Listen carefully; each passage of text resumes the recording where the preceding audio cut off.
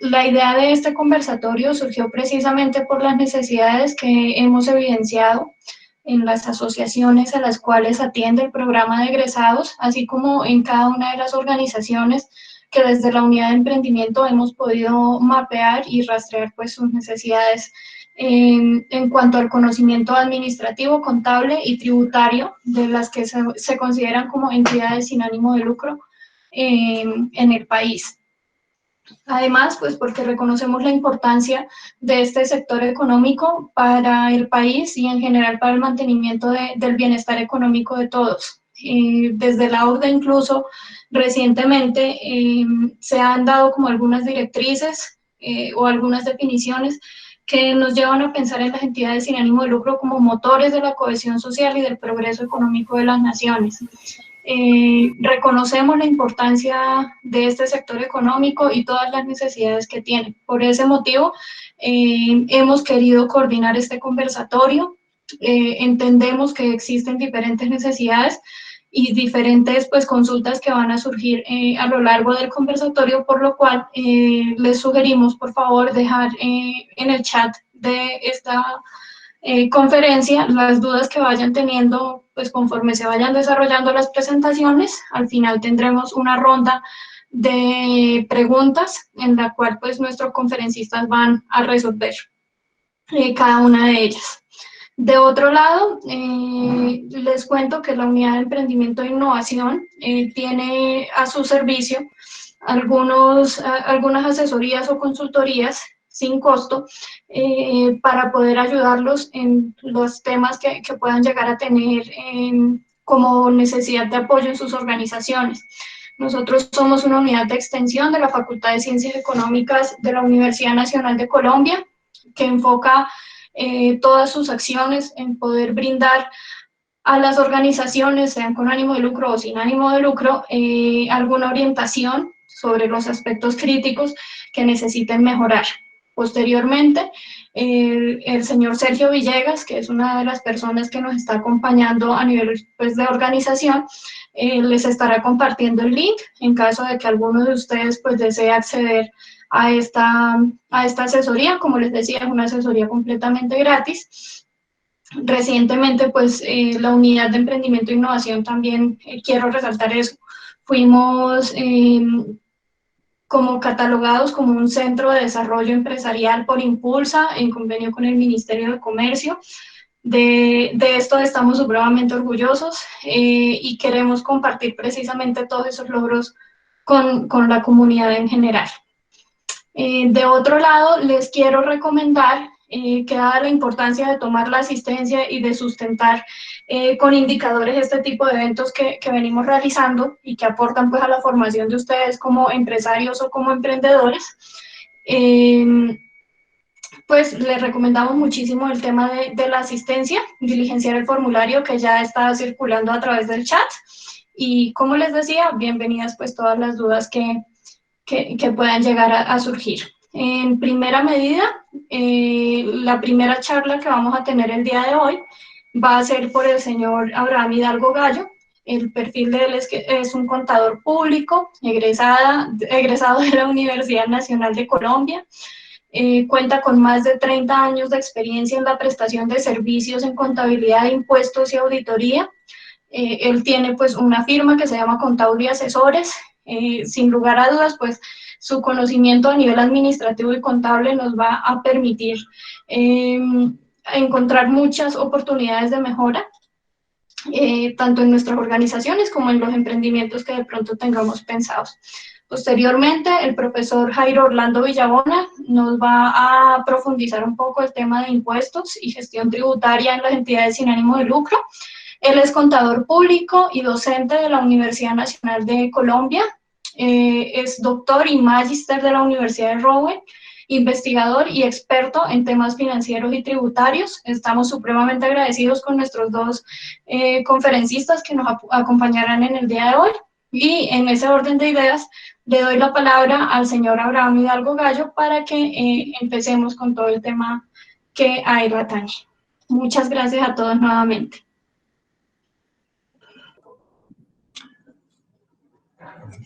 Buenas tardes para para todos. Es una gran alegría poder compartir con ustedes este espacio y pues tengo para comentarles de manera general el tema de las entidades sin ánimo de lucro, que vamos a tratar tres aspectos fundamentalmente. Todo enfocado con las normas vigentes actuales.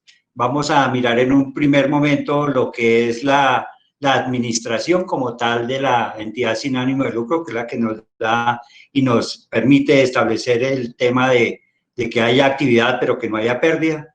Después la contabilidad que tenemos que desarrollar y los aspectos con que nos contribuye todo el área financiera.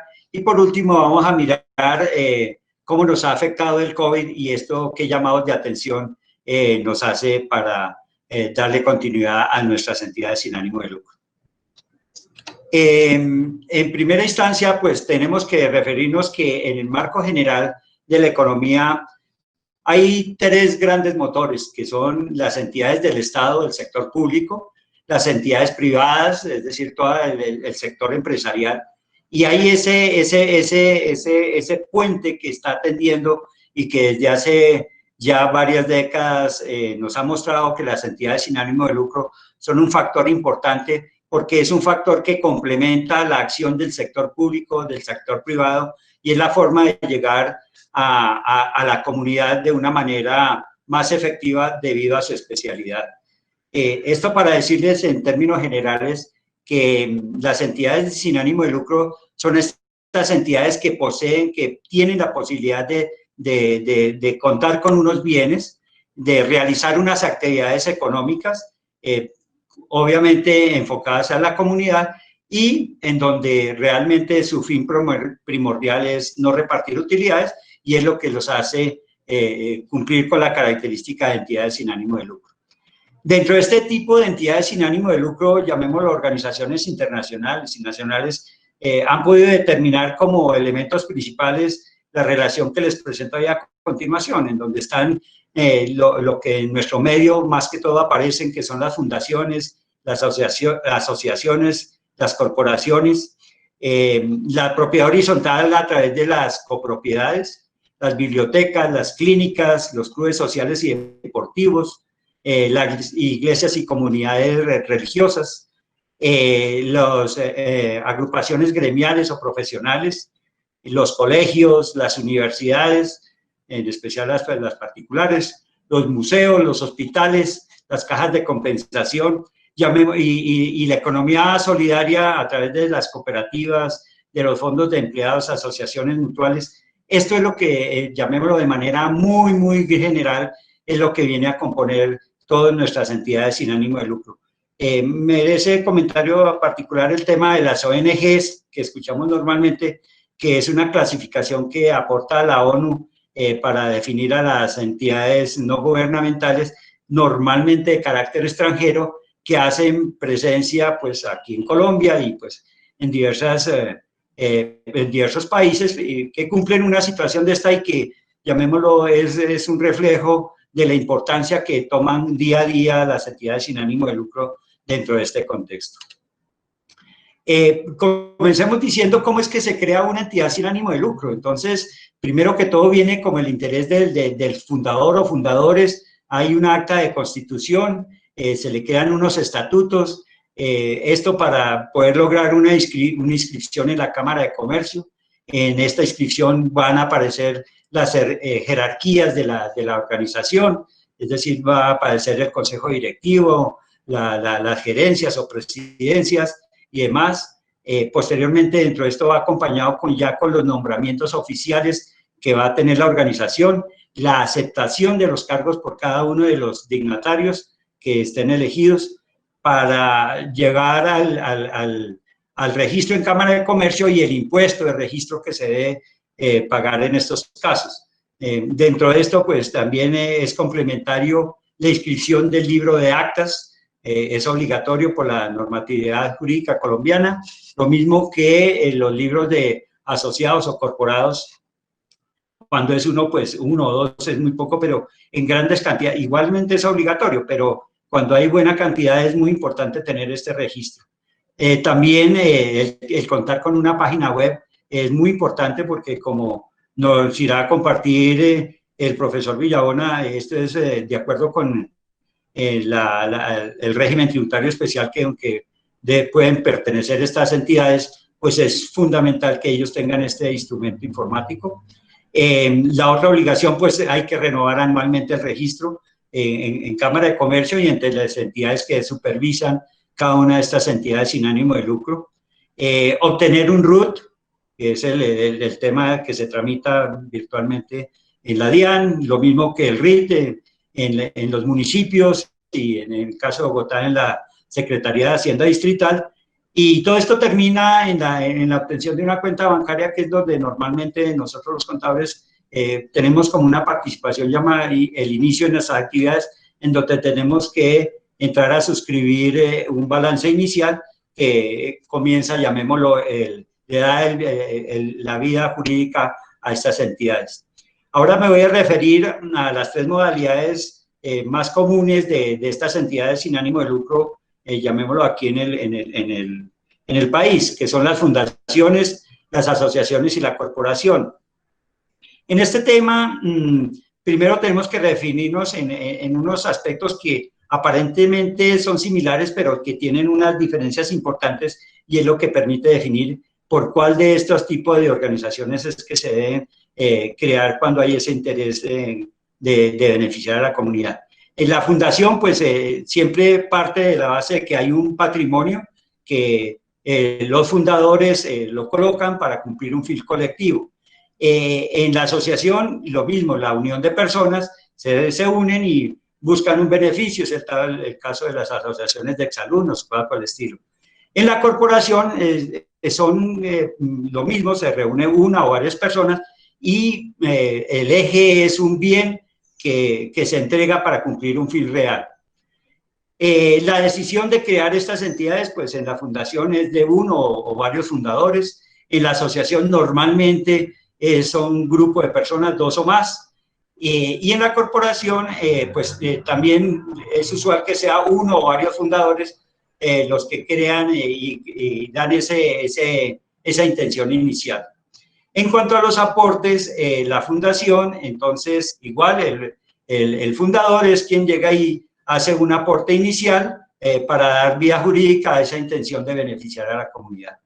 En la asociación son los asociados quienes se reunieron inicialmente y definen cuál va a ser el aporte inicial con el que se va a crear esa asociación. En la corporación, lo mismo que en la fundación, normalmente está dado es por el aporte inicial de una o varias personas que crean esa corporación.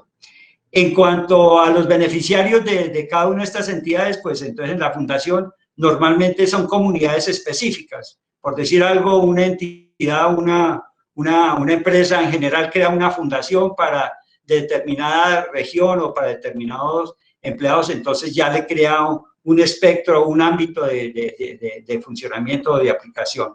En la asociación también tiende a ser algo, un núcleo cerrado, por el caso de las agremiaciones, las asociaciones deportivas o las asociaciones de exalumnos, cosas como esas que son mucho más puntuales. La corporación tiene un ámbito mucho más grande, es un espacio más general.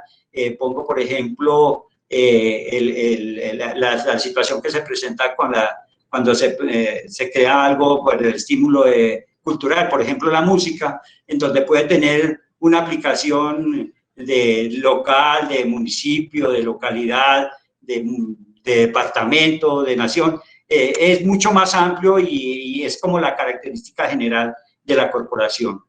El final de cada una de estas entidades, entonces, cuando es la fundación, pues son los estatutos que se han creado del fundador, que dice hasta aquí fuimos o cosa por el estilo. En la asociación ocurre lo mismo. En la corporación, ahí hay una diferencia importante, y es que como se crea con un bien, si desaparece ese bien, se destruye o alguna situación llega a su final, pues es eso lo que marca el final de una corporación. Llamémoslo, si en el curso o en el desarrollo de las actividades, la fundación, la asociación o la corporación, en la fundación también es el fundador o los fundadores los que definen y en determinado momento si quieren cambiar o no de actividad o de línea de funcionamiento para esa fundación. En la asociación ocurre lo mismo y en la corporación vuelve y ocurre una diferencia, y es que prácticamente cuando se crea la corporación la voluntad está definida y, como decíamos antes, si se destruye el bien o el objetivo el aporte inicial, prácticamente eso es final y es irrevocable, y esas son como las características principales, llamémoslo jurídicas, que tienen estas entidades.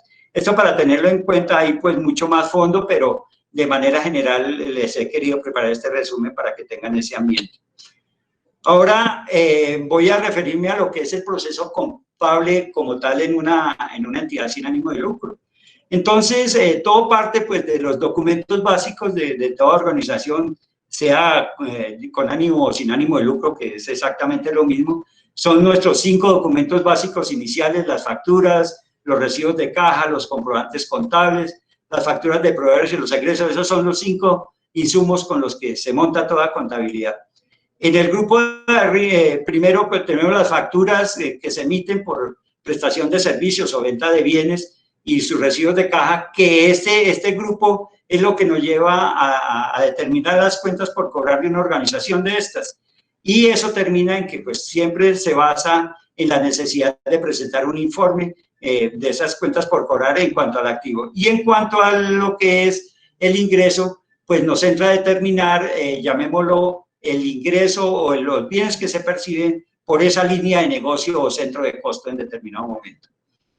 Ya mirando en la parte de lo que son facturas de proveedores o los egresos, pues son los que nos van a determinar en determinado momento nuestras obligaciones o nuestras cuentas por pagar, que también igual nos lleva a que debemos estar atentos a producir, o somos los encargados de poder administrar ese informe para que se determine cómo va a ser la oportunidad de pago de estas obligaciones contraídas, y que igualmente en el caso de los costos, pues son los que determinan por cada línea de actividad de la organización cuáles son los desembolsos que nos llevan a tener finalmente una rentabilidad por la organización y por cada línea de actividad.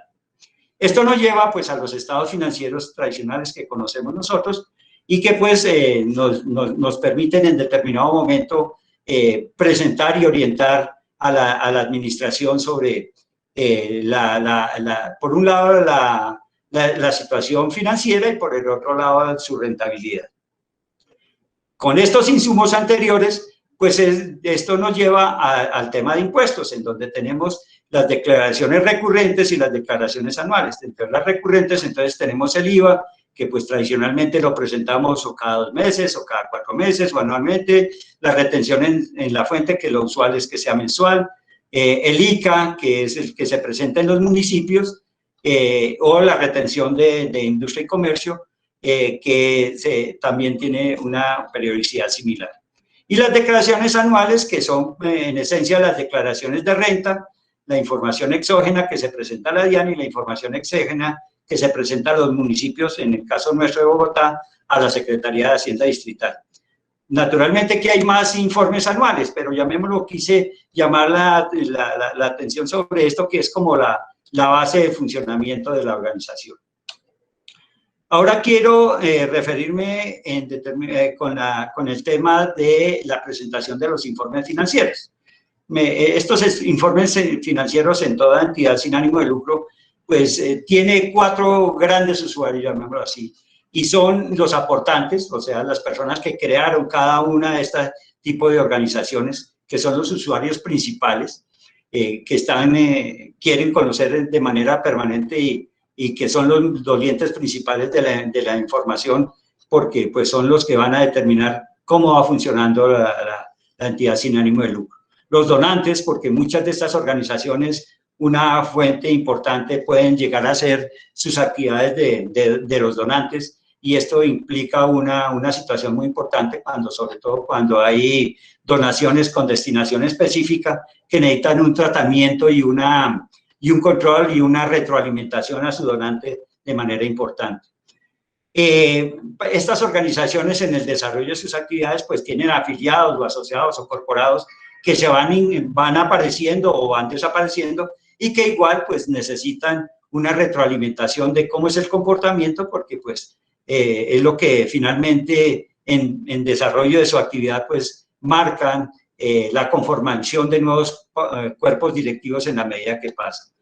Y los usuarios externos, llamémoslo así, que me refiero es, por ejemplo, digamos, a los bancos, que en determinado momento cuando vienen aperturas de nuevas cuentas, adquisición de créditos, financiación de negociaciones internacionales, pues ellos son una de las personas o entidades del Estado que requieren ejercer control o supervisión o tener un marco de referencia, pues son los interesados. Aquí en este punto debo manifestarles que las entidades sin ánimo de lucro a nivel mundial pues no tienen una reglamentación específica.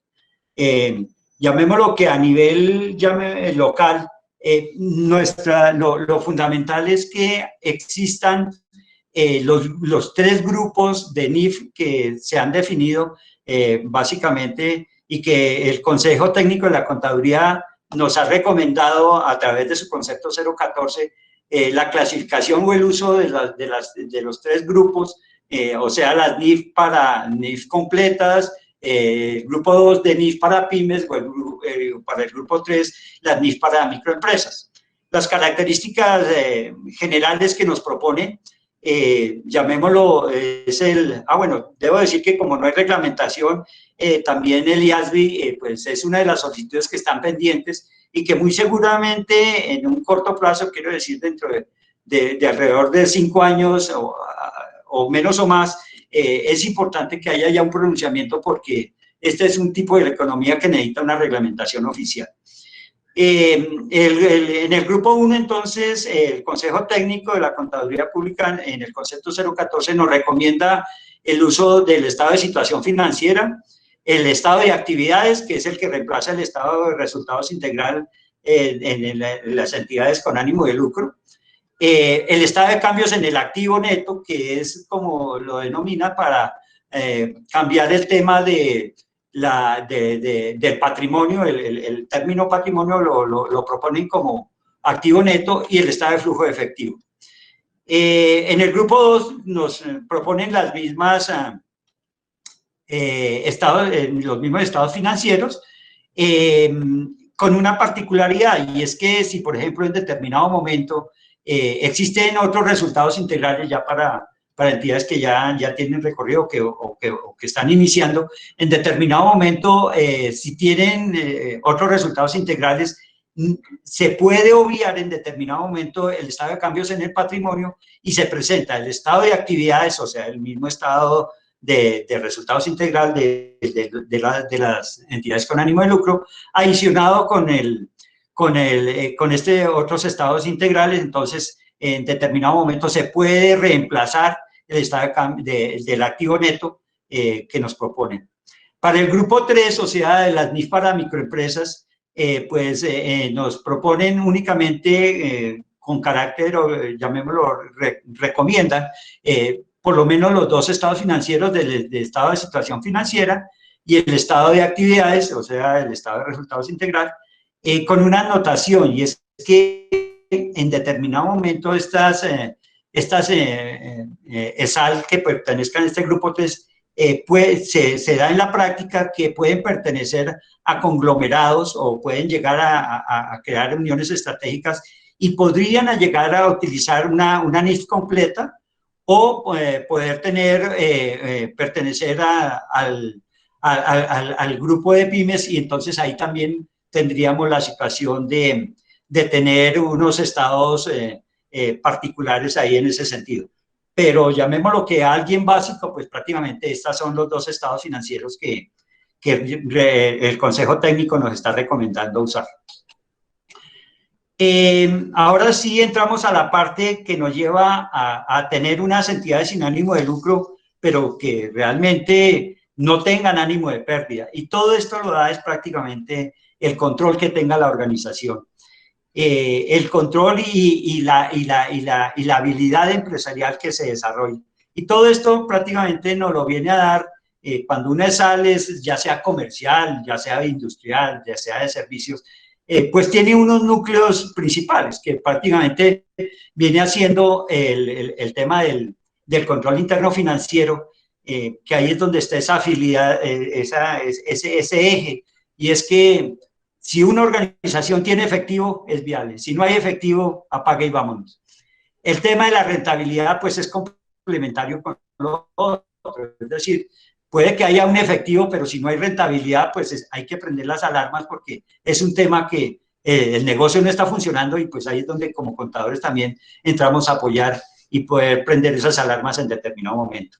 El tema de las transacciones autorizadas por el financiero, que tengan unos límites también. El costo-beneficio de toda actividad, eso se debe evaluar. No siempre lo más barato es lo más eficiente.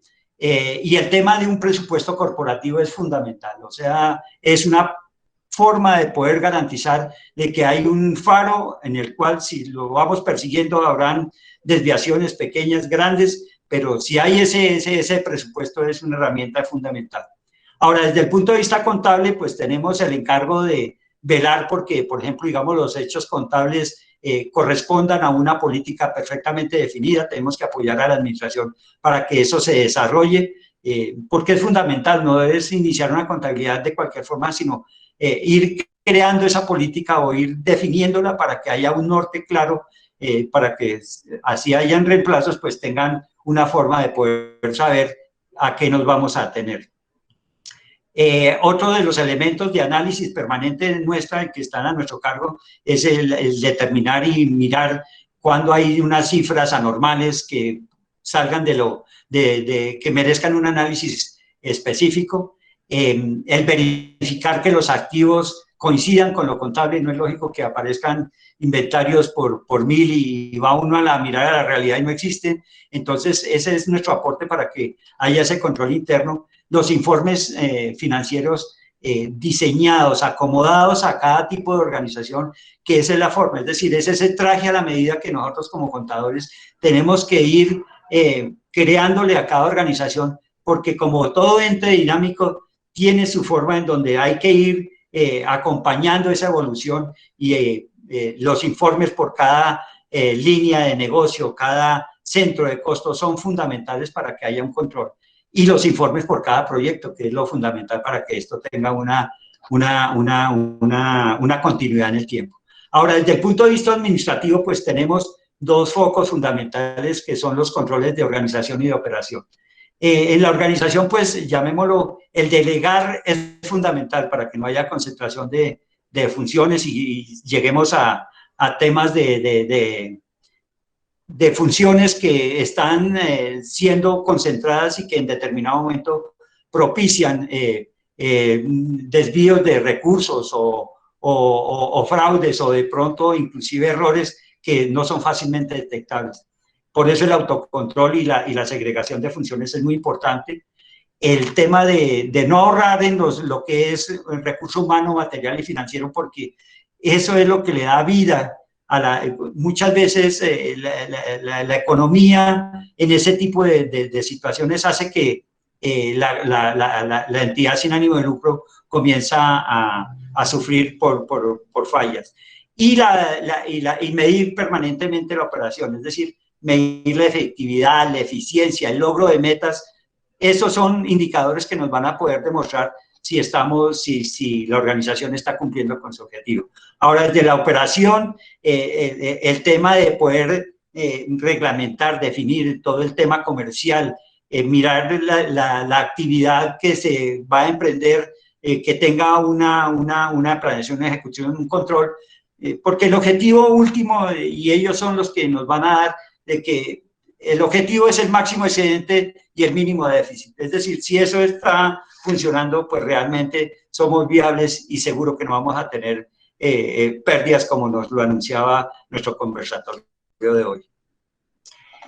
Finalmente tengo para comentarles cómo el COVID nos ha afectado en este momento y en estos últimos 6 meses nos ha puesto a prueba a todo el área financiera, administrativa y naturalmente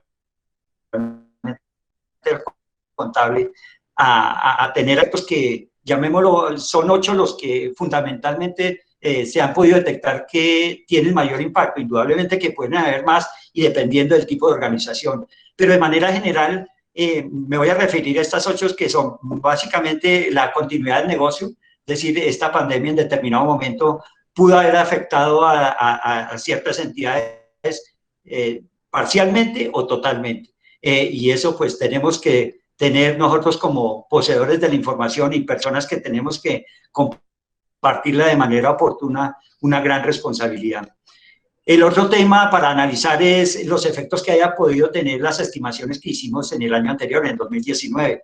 Estábamos, cuando produjimos esos estados financieros, prácticamente en enero, febrero, pues el tema como que se percibía, pero no era tangible, llamémoslo así, y se pudieron haber hecho estimaciones que los veíamos como en condiciones normales, pero 6 meses de anormalidad, pues en este momento ya han puesto al descubierto de que pueden haber una serie de estimaciones que en determinado momento van a requerir de nuestro revelaciones adicionales para poder mirar esos posibles desfases y llevarles de la información financiera de que han habido esos cambios por efectos de la pandemia. Otro impacto que se ve fuerte es el cambio en los activos y los pasivos, es decir, van a haber variaciones materiales porque dependiendo de la concentración del tipo de activo que tenga o de pasivo contraído, la pandemia está creando unas variaciones materiales muy importantes que pues requieren de un análisis de la parte contable y financiera para poder presentar muy bien cómo es ese efecto. El tema de los inventarios en las entidades comerciales es muy importante, es decir, en este momento, si habían acuerdos con proveedores de una manera de suministro, en este momento, dependiendo de la forma en que se continuó desempeñando la situación, que si paró o disminuyó de manera importante, pues cambian y pues eso implica pues la renegociación de la forma de percibir esos inventarios, del pago de los inventarios, de las obligaciones que esto haya podido traer a la organización. Lo otro es el deterioro de activos. Hay activos que, como lo hemos visto, empresas completas que producían elementos que se frenaron de una vez, pues prácticamente son maquinarias y activos que prácticamente pierden valor y ese deterioro pues tiene que entrarse a repensar, a evaluar si hay posibilidades de reactivación, en cuánto tiempo, pero este es un hecho normal que por este periodo específico tiene que llamar nuestra atención y va a requerir de nuestra gestión. El siguiente aspecto que se debe tener en cuenta es el tema de los ingresos, porque los ingresos en determinado momento, si son venta de servicios, si es comercialización de productos, pueden tener aspectos favorables o desfavorables. Favorables si un bien que no tenía y que en este momento resultó vendiéndose más de lo normal, pues van a tener cambios van a haber precios de oportunidad que muy seguramente la organización va a poder aprovechar, pero también van a haber situaciones en donde debido a la pandemia no va a haber posibilidad de vender eso ni a mitad de precio ni a un cuarto de precio, entonces eso va a afectar de una manera importante los ingresos por un lado y por el otro lado la cobranza, porque en determinado momento que sacamos vender a 100 si nadie nos puede pagar esa obligación ni a 10. Entonces, eso en determinado momento es un criterio fundamental que va a cambiar todo el esquema de ingresos que podía tener la organización o no. Para las entidades sin ánimo de lucro que tienen una volatilidad cambiaria en razón a importaciones, a financiación con moneda extranjera de alguna manera, o que tienen que transar con monedas internacionales, pues el efecto es total. Veíamos ayer y hoy, que las bolsas del mundo están enloquecidas. En este momento prácticamente el dólar es una situación totalmente imprevisible. Esto nos está mostrando que en diciembre vamos a tener una situación que ni en este momento podemos mirar tener la certeza de cuál va a ser un comportamiento ideal para este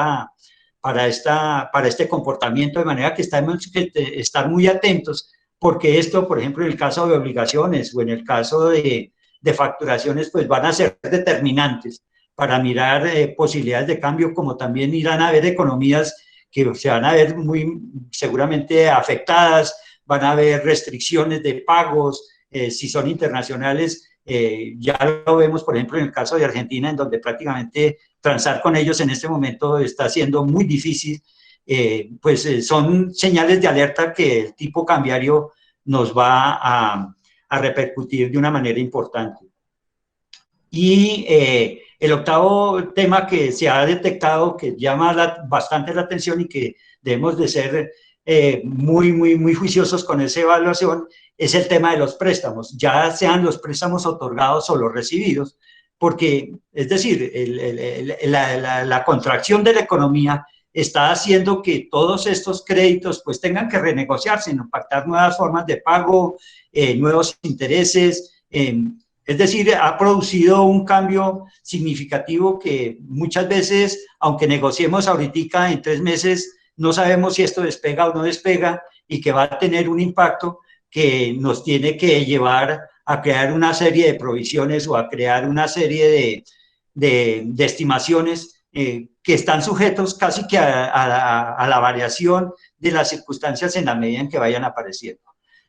Con esto, pues, finalizo mi participación en este momento, queriéndoles decir que, pues, todo lo que consideren que les pueda apoyar con el mayor gusto, soy un egresado orgulloso que estoy para servirles.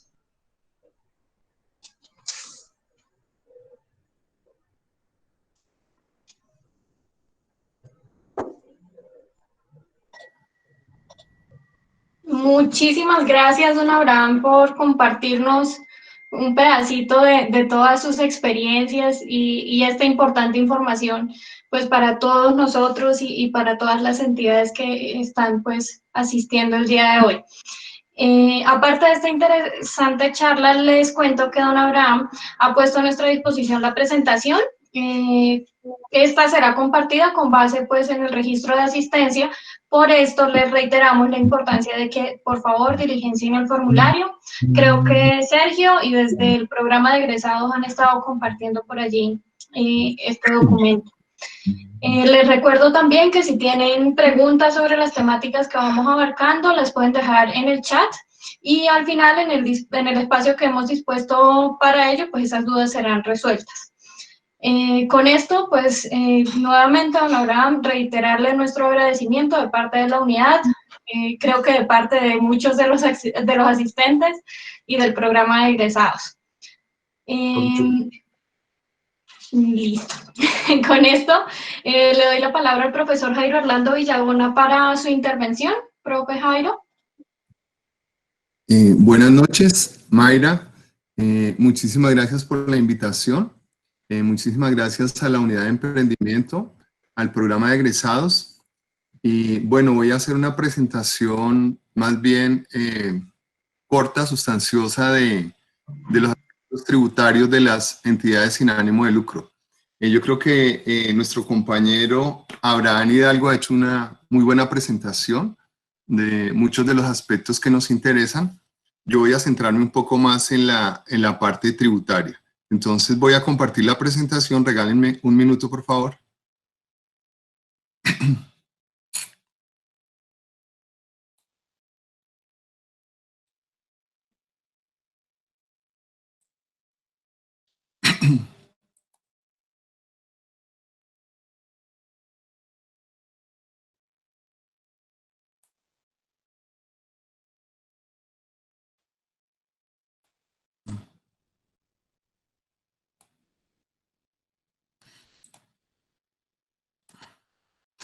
Ahí se está viendo en Mayra. Sí, profesor, perfectamente. Bueno, entonces vamos a empezar, vamos a hablar del régimen tributario especial. Bueno, ¿qué es? Primero, lo primero que vamos a ver, ¿qué es una entidad sin ánimo de lucro?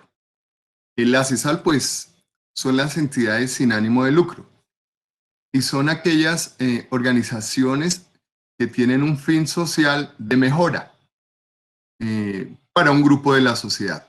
Entonces, el primer requisito es que es un fin social de mejora en un grupo de la sociedad. Otra característica es que no distribuye sus excedentes entre los asociados, sean pues los miembros o los fundadores. También que las ganancias realmente serían los excedentes o donaciones son destinados al desarrollo de su objeto social, o sea, a la función que tiene la organización. Esas son las características para que sea una entidad sin ánimo de lucro, las principales. Un ejemplo muy sencillo es, por ejemplo, una cooperativa de codorniz, que se llama la cooperativa Codorniz. Estos son 20 personas, es un ejemplo pues hipotético, 20 personas que se reúnen y recogen en el campo, recogen los huevos de codorniz, se asocian para mejorar su calidad de vida. Entonces, están mejorando la calidad de vida de su comunidad. Su actividad pues se basa en la ayuda mutua, la solidaridad, y las ganancias o los excedentes que se produzcan son destinados al mismo funcionamiento de la cooperativa. Ellos pues han hecho cosas como hacer construcciones para centros de acopio, para almacenar insumos, y bueno, eso es como un ejemplo de lo que sería una entidad sin ánimo de lucro. ¿Qué es el régimen tributario especial? El régimen tributario especial es un conjunto de normas de impuestos, de normas tributarias, a un grupo de entidades que tiene unas características. ¿Cuáles son? Lo primero es que desarrolle una actividad meritoria y que no haya ánimo de lucro. Las actividades meritorias las vamos a ver un poco más adelante. Se las explico un poco más adelante y ahora en la siguiente diapositiva vamos a ver la definición de lo que es una actividad meritoria. Y lo segundo es que no exista ánimo de lucro. Entonces, que no haya ánimo de lucro. O sea que no me quiero enriquecer con esa entidad. Adicionalmente, que los excedentes se tratan como renta exenta por la destinación en dicha actividad. Eso será renta exenta siempre y cuando esos excedentes que obtenga un año, en el año entrante o en los siguientes años, se destinen a su objeto social. Y eso lo verifica la DIAN. Si no se destinan a su objeto social, pues simplemente la DIAN los puede descalificar y les correrá todas las sanciones pertinentes. De manera excepcional, tienen una tarifa diferencial. Estas entidades sin ánimo de lucro pueden recibir donaciones y las personas que hacen esas donaciones tienen un beneficio tributario. Bueno, ¿qué es una actividad meritoria? Una actividad meritoria es que sea de interés general. Por ejemplo, construir parques para niños en una comunidad. Eso le interesa a la sociedad. Construir una escuela, construir una biblioteca, ¿sí? Entonces, esas actividades son de interés general. Que la comunidad pueda acceder libremente, abiertamente. Eso es un requisito de una actividad meritoria. Que generen beneficios en ámbitos sociales, intelectuales, económicos, entre otros. Por ejemplo, convertir la basura en productos comerciales. Ese sería un ejemplo pues muy sencillo de esto. Los beneficios tributarios, entonces la DIAN le otorga a las entidades sin ánimo de lucro unos beneficios tributarios. Tienen un tratamiento diferencial. Sabemos, por ejemplo, cómo las cooperativas están sometidas a una tarifa especial del 20%. ¿Sobre qué? Sobre el beneficio neto o excedente determinado en un periodo gravable. Entonces, la tarifa va a ser del 20%. ¿Quiénes pueden pertenecer al régimen tributario especial? Ya nuestro compañero Abraham Hidalgo, nuestro colega, nos había explicado qué son asociaciones, corporaciones, fundaciones, Y eso es muy importante porque a veces la gente no tiene claro eso y no sabe realmente qué tipo de entidad constituir. Eso tiene que quedar muy claro porque dependiendo de eso también es el tratamiento. Entonces, ¿quiénes pueden pertenecer al régimen tributario especial? Las asociaciones, corporaciones, fundaciones, cooperativas, instituciones de educación aprobadas por el ICFES, hospitales constituidos como personas jurídicas sin ánimo de lucro, personas jurídicas de salud que operen con el permiso del Ministerio de Salud, las ligas de consumidores y otras que cumplan con actividad meritoria y sin ánimo de lucro. Aquí es muy importante lo que les voy a comentar. Estos que están acá son contribuyentes, o sea que ellos son contribuyentes y presentan declaración de renta y pagan impuestos. Hay que diferenciarlos de otras entidades que no tienen lucro y que no son contribuyentes y que tampoco son declarantes. Entonces tenemos primero las entidades sin ánimo de lucro que son contribuyentes y declarantes. Tenemos las que son no contribuyentes y no declarantes. ¿Cuáles son? Sociedades de mejoras públicas, asociaciones de padres de familia, organismos de acción comunal, juntas de defensa civil, las juntas de copropietarios de los edificios a las que todos pertenecemos, asociaciones de alumnos, como la Universidad Nacional, las asociaciones de hogares comunitarios y hogares infantiles del bienestar familiar, los resguardos y cabildos indígenas. Estos no son contribuyentes y no son declarantes. Ahora vamos a mirar otros diferentes.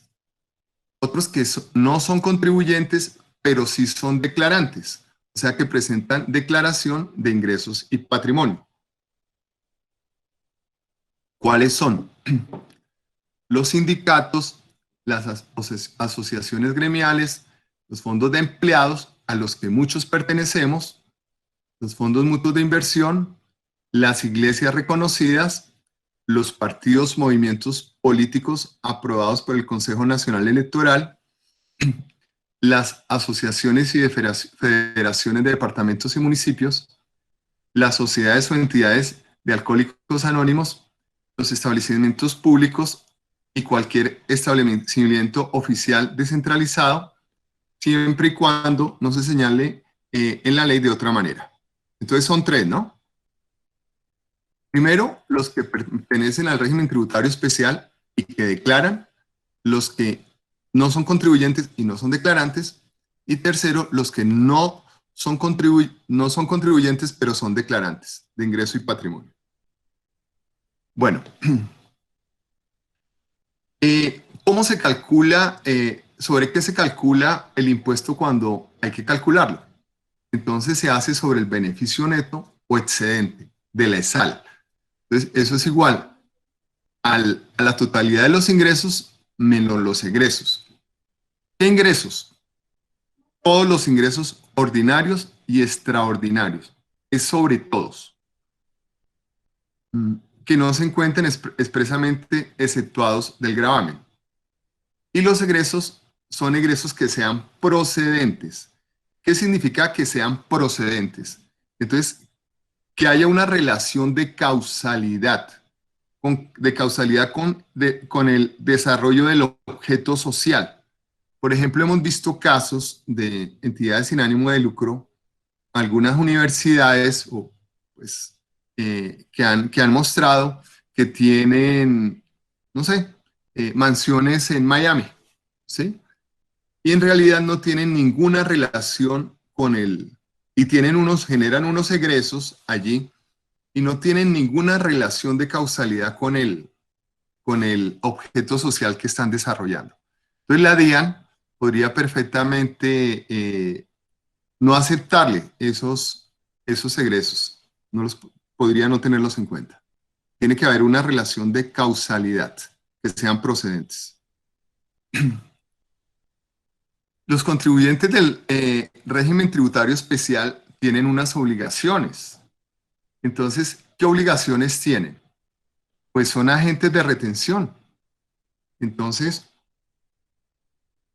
deben presentar sus declaraciones y deben practicar las retenciones en la fuente por los pagos que hagan a terceros.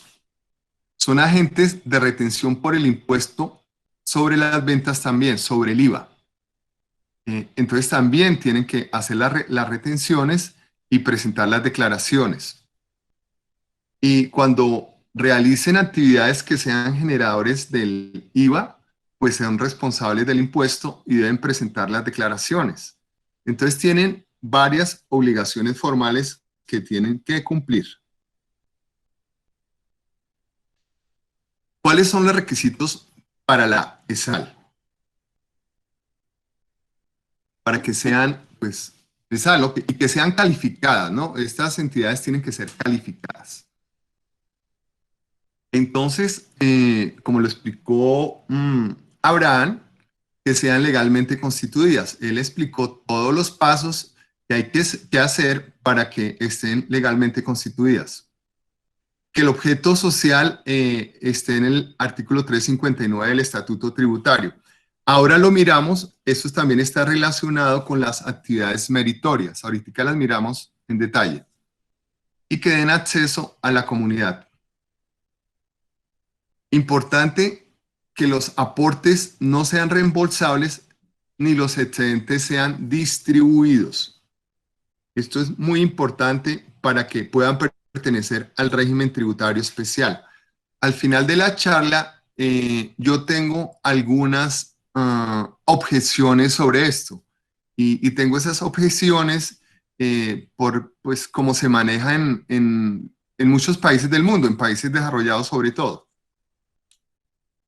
Bueno, en el régimen tributario especial hay un asunto especial con las cajas de compensación. Estas cajas de compensación, como sabemos, pues en algunos casos tienen almacenes, desarrollan actividades comerciales. Entonces, ¿qué dice el Estatuto Tributario? Que deben tributar renta sobre ingresos por actividades industriales, comerciales y de servicios financieros. O sea, deben tributar como lo hacen las demás organizaciones y no están obligadas a calcular renta presuntiva. En relación con las cooperativas, el excedente pues debe, digamos, la tarifa quedó en un 20%, pero para el año 2017 era el 10% y para el año 2018 era el 15%. Eso se toma del Fondo de Educación y del Fondo de Solidaridad y está destinado a la financiación de la educación superior y le metieron también para el ICETEX, ¿no? Que realmente fue una falla porque en realidad muchos recursos se fueron para el ICETEX y deberían ir más bien para las universidades públicas o para la educación, sí, para las universidades públicas. Tampoco están obligadas a calcular la renta presuntiva, tampoco tienen comparación patrimonial y tampoco hay liquidación de anticipo de renta. Esto hay que tenerlo muy en cuenta. Entonces, los pagos a directivos y gerentes están limitados al 30% del gasto anual. Eso hay que mirarlo. Hay una situación especial y es que en algún momento muchas entidades sin ánimo de lucro, pues las personas para evadir impuestos o eludir impuestos crearon algunas organizaciones. Esto pues estigmatizó a muchas organizaciones, por ejemplo, sobre todo las cooperativas de trabajo asociado.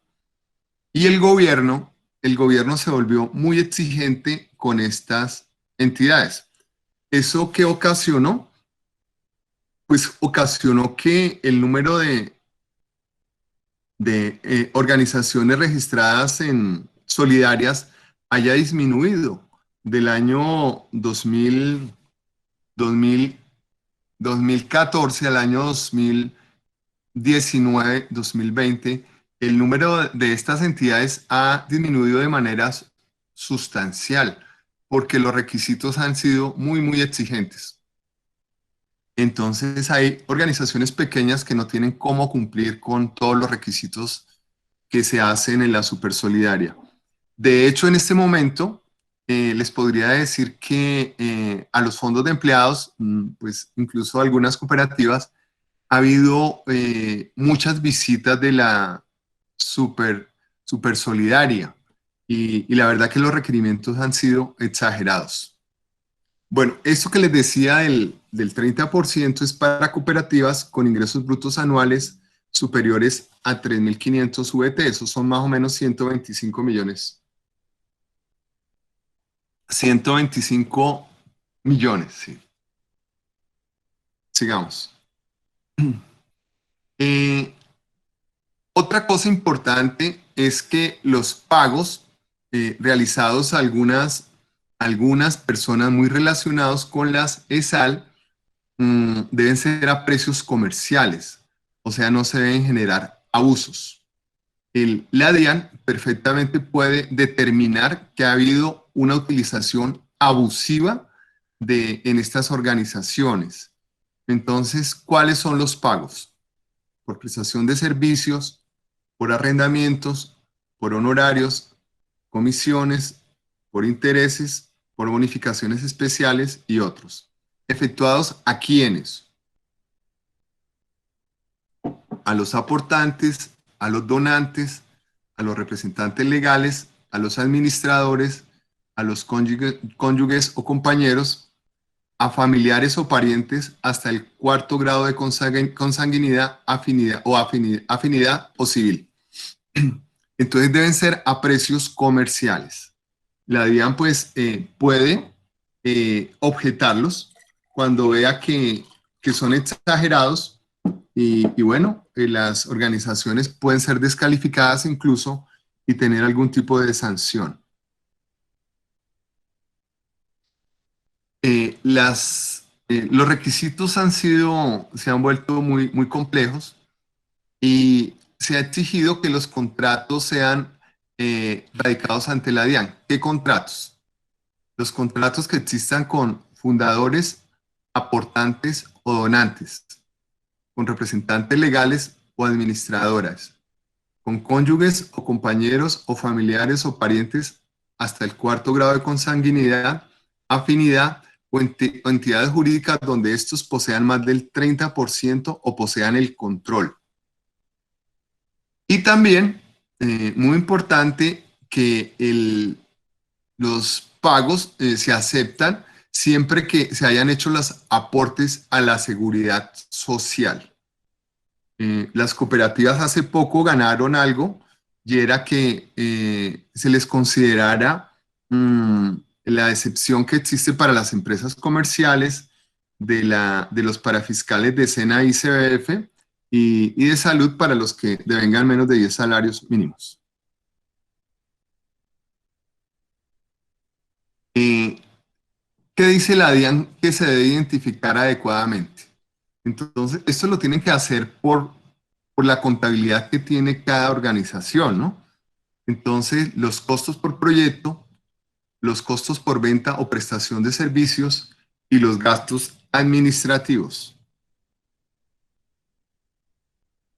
Viene un aspecto muy importante y es la calificación. Esto, digamos que aquí radica una parte muy importante de quiénes van a ser exceptuados de ser catalogados como personas del régimen ordinario. Entonces, las ESAL tienen que calificarse y deben de presentar ante la DIAN la calificación al régimen tributario especial, de acuerdo al reglamento que se ha expedido. Mientras que logra esa calificación, la ESAL será una entidad del régimen tributario ordinario. pues a menos que sea el comienzo de sus operaciones, ¿no? Debe hacer anualmente la actualización del RUT con la presentación de la declaración de renta.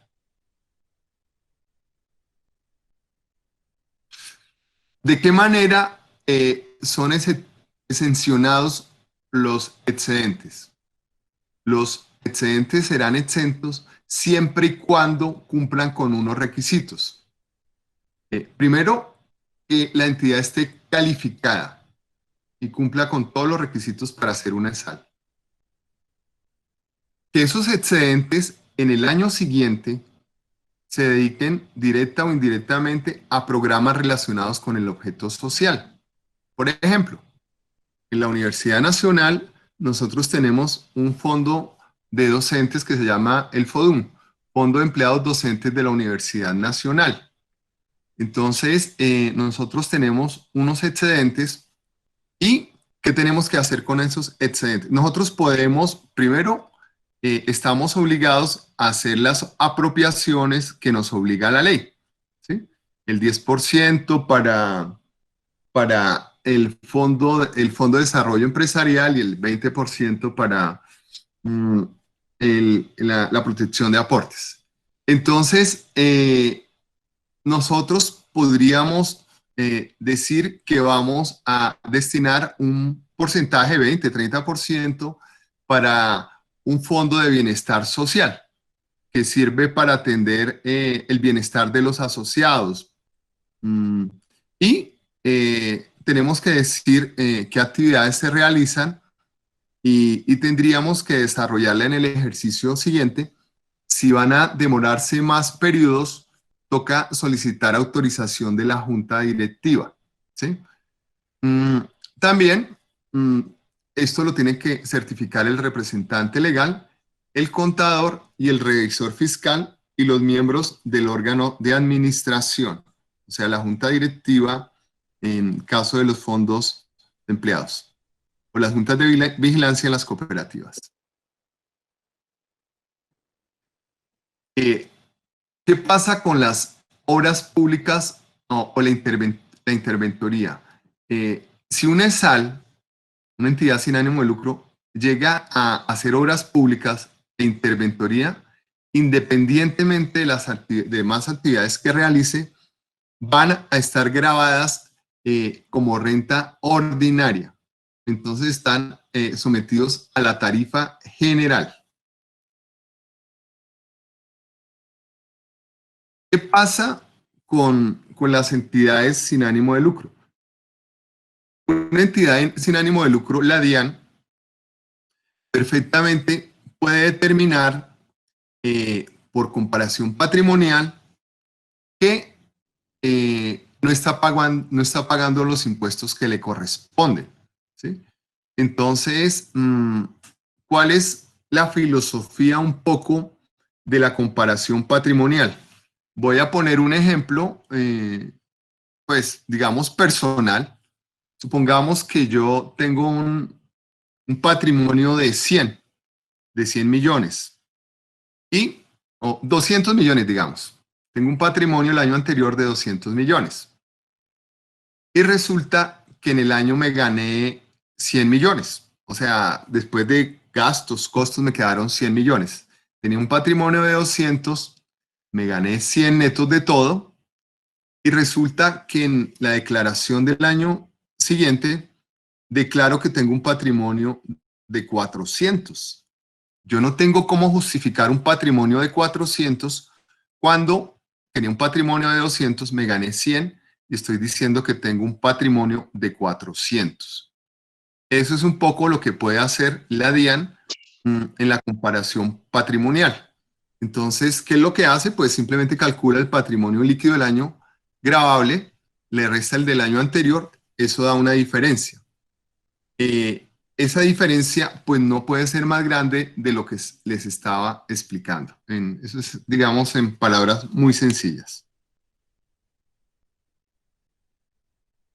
Ahora les voy a hablar de las actividades meritorias o del objeto social. Sobre esto pues hay que ser muy precisos porque si la organización, si la entidad no está dentro de este objeto social, no podría ser calificada como ESAL.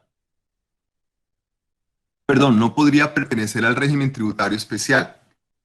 Entonces, la primera es en educación. Bueno, ¿qué tienen que ser? ¿No? Actividades meritorias que sean de interés general y que tengan acceso a la comunidad. O sea, que no sean para un grupo privilegiado. En educación está, pues, todos los temas relacionados con educación, ¿no? La primera infancia, preescolar, la superior, que es el técnico, tecnológico, profesional. Hay unas que son para el trabajo y el desarrollo humano, y otras que son actividades de promoción, apoyo y expansión de cobertura y mejora de la calidad de la educación. Entonces, estas, pues, valdrían para ser calificadas. Las de salud.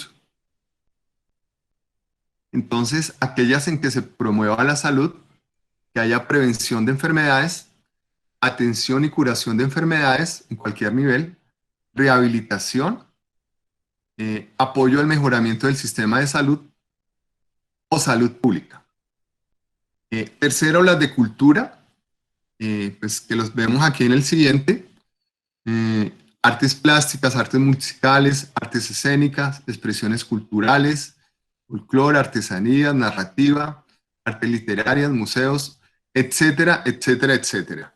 Estas son las actividades culturales.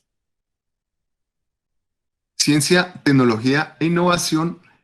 Aquí es muy importante la calificación que dé Colciencias. Entonces, son aquellas que se desarrollen en proyectos de Colciencias. Bueno, digamos que Colciencias es el que define cuáles serían las que se podrían catalogar ahí, ¿no? Está de acuerdo con la ley 1286 del 2009. La quinta son actividades de desarrollo social. Entonces, protección, asistencia y promoción de los derechos de la población especial. Entonces, indígenas, negritudes, comunidades LGTB. Bueno, desarrollo y promoción, cobertura y mejoramiento de los servicios públicos, promoción y desarrollo de la transparencia, en contra de la corrupción, apoyo y recreación de las familias. Actividades de protección del medio ambiente, conservación, recuperación, protección, manejo, uso, aprovechamiento de los recursos naturales y medio ambiente sostenible. Prevención del uso de sustancias psicoactivas, alcohol, tabaco, etc. Por ejemplo, Alcohólicos Anónimos, ¿no? Promoción y apoyo de actividades deportivas, actividades de desarrollo empresarial, como el emprendimiento, que está tan de moda hoy en día. Promoción y apoyo de los derechos humanos, actividades de promoción y mejoramiento de administración de la justicia, promoción y apoyo de ESAL que ejecuten cualquiera de las actividades antes descritas. Esta es muy importante porque yo podría no tener ninguna de las anteriores, pero podría estar ayudando a alguna que ejecute alguna de las actividades anteriores. Les voy a poner un ejemplo. Y es un ejemplo real que está en consulta incluso en la DIAN para ver cómo se hace la calificación. Hay una empresa, una organización del exterior de Estados Unidos que pretende, digamos, hay unos donantes, se llama Alight, hay unos donantes del exterior que quieren colaborar con otras entidades sin ánimo de lucro que hacen ayudas humanitarias. Entonces, esta organización lo que va a hacer es ir al campo, al Chocó, al Amazonas, a la Orinoquía, a levantar información de comunidades vulnerables. Entonces va a ubicar familias, va a tomarle la información y con esa información la va a suministrar a otras entidades sin ánimo de lucro para que esas otras entidades envíen las ayudas de salud, de educación, de alimentación, y ellos se dedican a recoger información. Pero, como vimos anteriormente, estas actividades de recoger información, pues no están en ninguna parte, ¿sí? Pero ellos están colaborando con otras organizaciones y están apoyando otras organizaciones que sí ejecutan alguna de estas actividades. Y la última son actividades de microcrédito en la financiación. Bueno, hay unos plazos para invertir el excedente, yo les estaba explicando.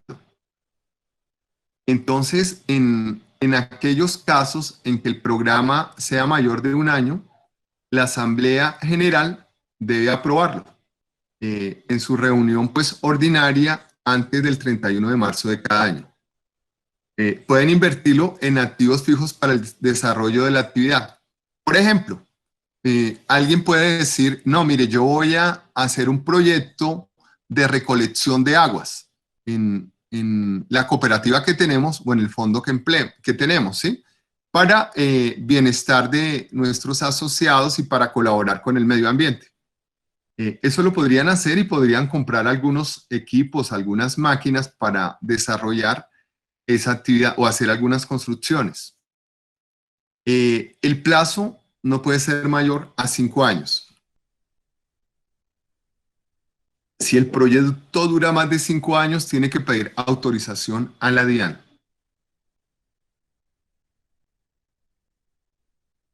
En muchos casos, como les venía contando, hubo uso abusivo de las entidades sin ánimo de lucro. Por eso es que de pronto la DIAN y la Supersolidaria han puesto un poco los ojos en estas organizaciones. A mí me parece que a veces también han exagerado. Entonces, ¿en qué caso no se reconocen?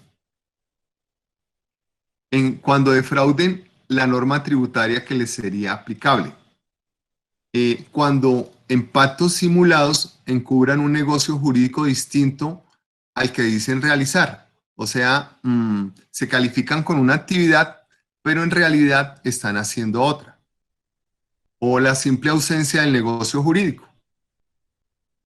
Entonces, cuando la Administración de Impuestos, la DIAN, determine que esto está pasando y que esta organización fue calificada,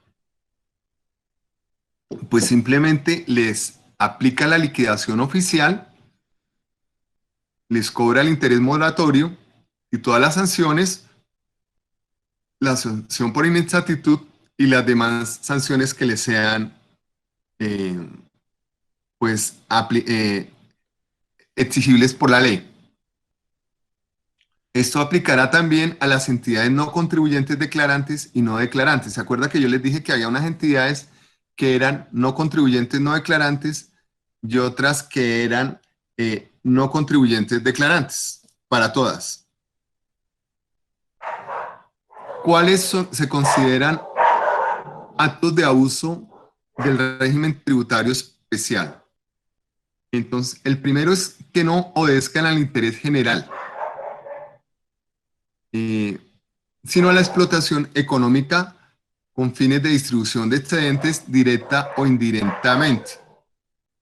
Que existan beneficios especiales a bienes y servicios ofrecidos por la ESAL a fundadores o asociados.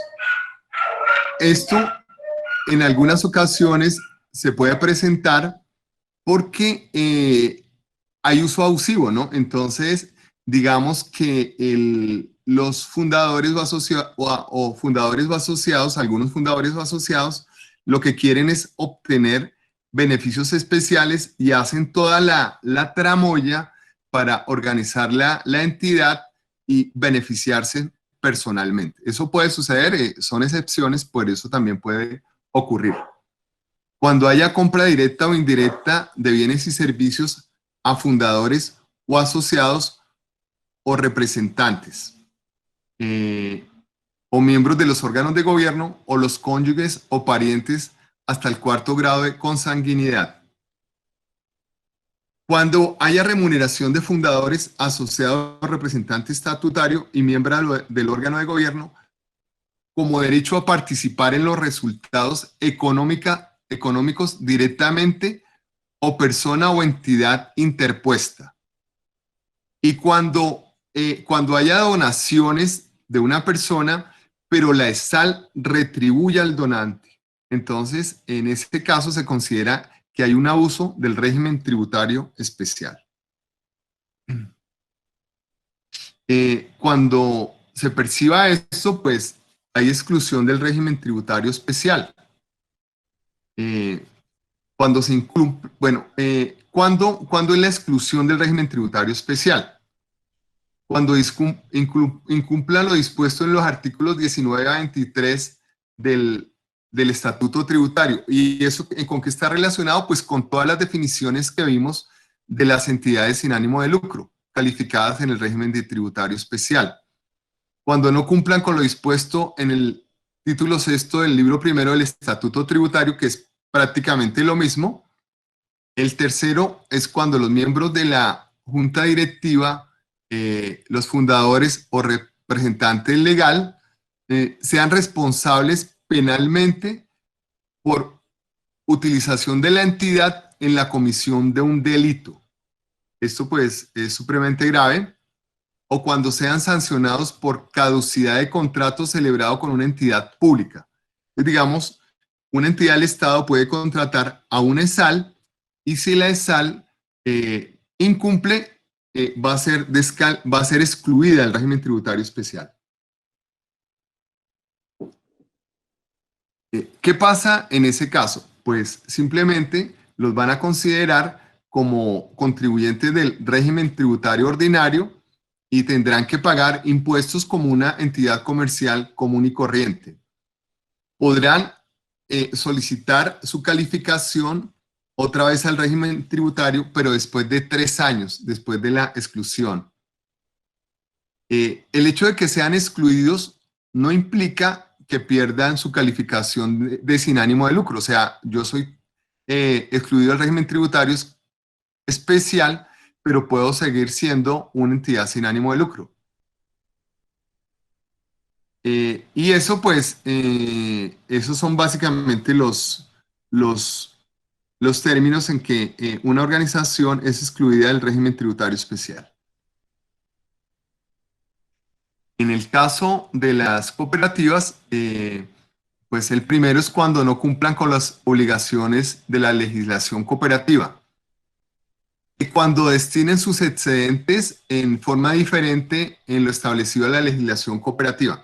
Acuérdense que las cooperativas tienen una destinación de sus excedentes, es casi un 50%, lo que realmente es muy exagerado. Y al final de la charla les quiero hablar un poco de eso, porque a mi modo de ver esto es muy exagerado en la forma en que el gobierno colombiano hace que esos excedentes se distribuyan en un porcentaje muy alto. Se destinen a unos fondos específicos. El tercero es que no presenten o sea extemporánea la declaración de renta por 3 años graduales en un periodo de 10 años contados desde la primera presentación extemporánea u omisión de la declaración, o que la declaración sea presentada sin el pago del impuesto. Podrán presentar su admisión pasados 3 años, pues es mucho tiempo y el perjuicio sería pues realmente muy grande, ¿no? Todas estas entidades del régimen tributario especial tienen que registrarse ante la Agencia Presidencial de Cooperación Internacional de Colombia. Y deben registrar los recursos de cooperación internacional que no sean reembolsables. Por ejemplo, una organización obtiene donaciones de entidades de Estados Unidos, por ejemplo, USAID u otra organización que quiera hacer una donación. Entonces, estas tienen que ser registradas en cooperación internacional y en la Agencia Presidencial de Cooperación Internacional. Hay otro requisito muy importante y es el registro web, la página web y comentarios de la sociedad civil. Entonces, ¿qué pasa? Que las entidades para ser calificadas deben registrarse en un aplicativo web que para ello señala la DIAN.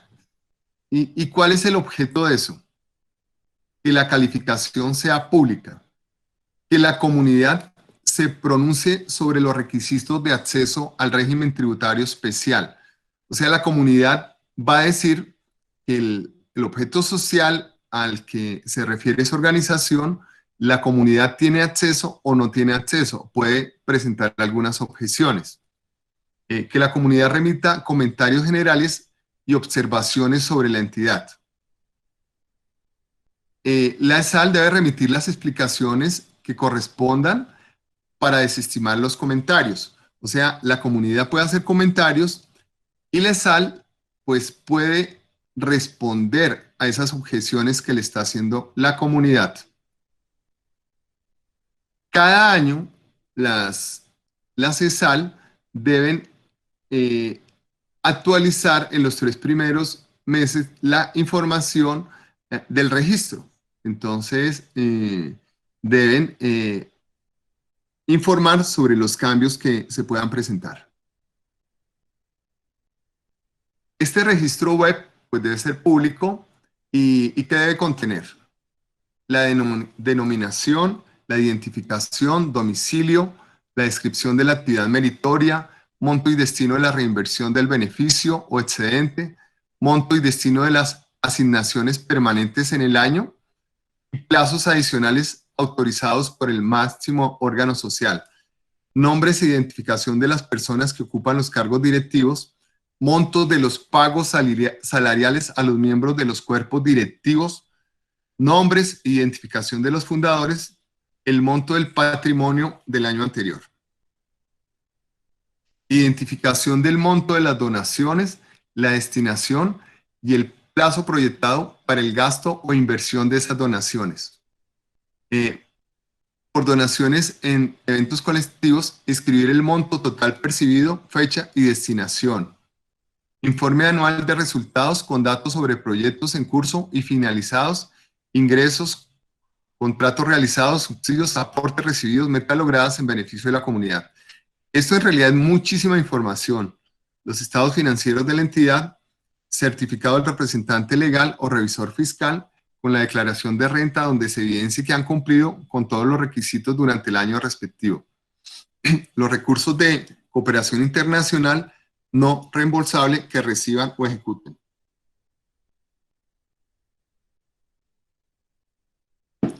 Bueno, el registro podrá ser el registro de la ESAL que llevan las cámaras de comercio. Las cámaras de comercio deberán garantizar que dicho registro sea accesible por el público desde un aplicativo web y que los comentarios recibidos sean dirigidos directamente por la DIAN. En cualquier caso, la información deberá ser publicada en la página web de cada ESAL. Para efectos de control, durante el 2017, la DIAN publicaría en su página la razón social, NID, representante legal, identificación, actividad económica registrada en el RUT para los comentarios de la sociedad civil. Esto como es nuevo, la DIAN pues ejercerá las actividades de fiscalización. Deberá incluir dentro de su plan de fiscalización un programa exclusivo para las entidades sin ánimo de lucro, para las entidades pertenecientes al régimen tributario especial. Y la DIAN pues debe organizar su estructura para poder cumplir con estos controles. Les hablaba que las donaciones pues no son deducibles, pero se convierten en un descuento tributario equivalente al 25% de esa donación. Y lo último que les quería decir un poco es el dilema del ánimo de lucro versus el sin ánimo de lucro. Digamos que esto es algo que yo he venido trabajando y que he venido mirando, y en realidad es el tratamiento que el gobierno le da al sector solidario. Y era un poco lo que hablaba nuestro compañero Abraham Hidalgo. Lo que pasa es que cuando uno mira las legislaciones de otros países, bueno, primero, ¿cuál es el problema principal de la economía colombiana? ¿Y cuál es el problema social que tiene Colombia? El problema social de Colombia es que, voy a poner la cámara.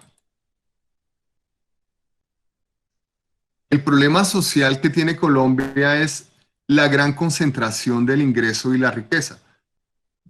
Colombia es uno de los países que anualmente tiene uno de los Gini más altos en el mundo. Y eso, el Gini pues es el que mide el grado de concentración de la riqueza y el ingreso. Entonces, la única forma de combatir esa gran concentración, pensemos en los bancos, pensemos en el sector financiero en Colombia. Cuando vemos los bancos más grandes del país, la Vivienda o el Grupo Aval o Bancolombia, si vemos los dueños, pues son muy pocas personas o muy pocas familias, ¿cierto? Entonces, sin embargo, tenemos unos bancos cooperativos que perfectamente pertenecen a 500.000 personas, hay cooperativas financieras de 500.000 personas.